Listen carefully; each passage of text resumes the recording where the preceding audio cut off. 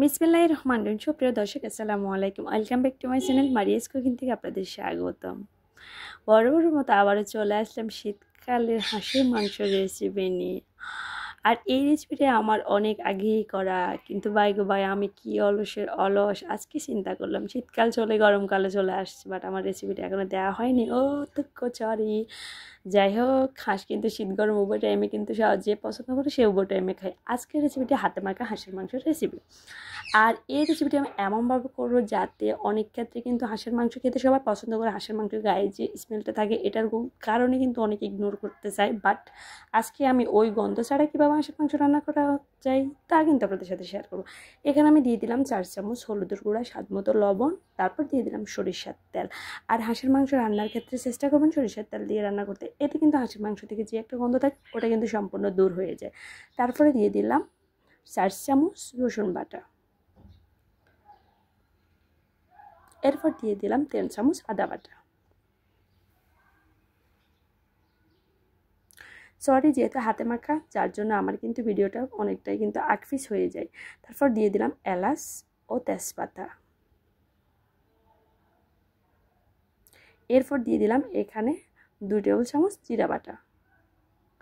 তারপর দিয়ে দিলাম 4 চামচ মরিচের গুঁড়া। ঝালটা আপনারা আপনাদের পছন্দ অনুযায়ী অবশ্যই দেওয়ার চেষ্টা করবেন। আর হাঁসের মাংসের সাথে একটু ঝাল ঝাল না হলে কি হয়। তারপর দিয়ে দিলাম 1 টেবিল চামচ ধনিয়ার গুঁড়া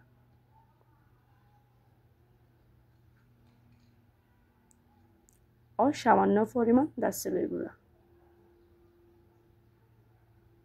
এরপর দিয়ে দিলাম কয়েকটা লং।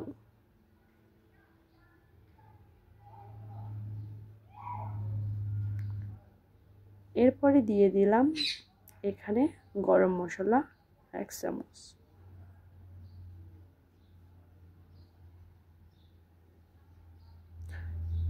তারপর দিয়ে দিলাম 2 টেবিল চামচ হাঁসের মাংসের মশলা।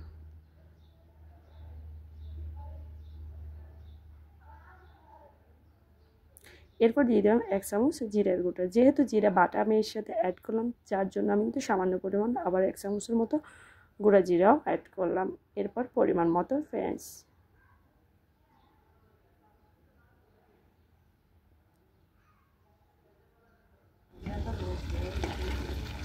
আর হাঁসের মাংসটা একটু হাতে মেখে যদি রান্না করা হয় তাহলে কিন্তু এটা স্বাদটা সম্পূর্ণ আলাদা আসে। জানেন তো, হাতে মাখার উপরে কোনো কথাই হয় না। এখন ভালোভাবে হাতে মেখে 15 মিনিটের জন্য কিন্তু চাইলে আপনারা রেখেও দিতে পারেন। তারপর আমি চলে গেলাম, বসিয়ে দিলাম। এরপর 5 মিনিট পরে আমি একটু সব মশলাগুলো কষাই আবারও রেখে দিলাম। 5 মিনিট পর এখন পর্যন্ত আমি কোনো পানি অ্যাড করিনি এর সাথে। মাশাআল্লাহ, দেখতে পারছেন কালারটা কত সুন্দর আসছে। তারপর কিন্তু আপনারা আপনাদের পরিমাণ অনুযায়ী এখানে কুসুম গরম পানি অ্যাড করবেন। সরি, আমি পানির ভিডিওটা নিতে পারিনি, কিন্তু যখন মাংসটা মাখা মাখা হয়ে যাবে এরপর আপনারা কিন্তু পানিটা অ্যাড করবেন।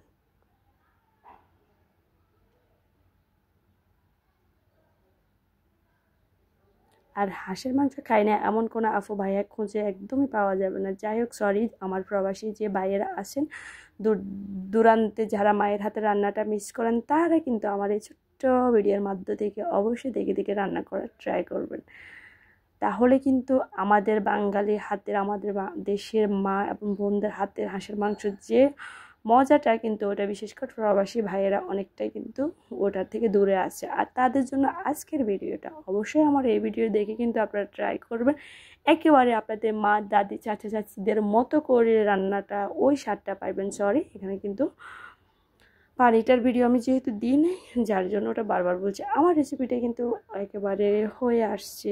আর আমার এই ভিডিওটা যদি আপনাদের কাছে ভালো লাগে তাহলে অবশ্যই আমার চ্যানেলটি সাবস্ক্রাইব করবেন এবং ফুল ভিডিও ধৈর্য সহকারে দেখে যাবেন এবং আপনাদের কাছের ফ্রেন্ড সার্কেল, ফ্যামিলি মেম্বার্সের কাছে শেয়ার করবেন। আর যদি ফেসবুক থেকে দেখিয়ে থাকেন, লাইক এবং ফলো দিয়ে অবশ্যই পাশে থাকবেন। আল্লাহ হাফেজ, সবাই ভালো থাকবেন।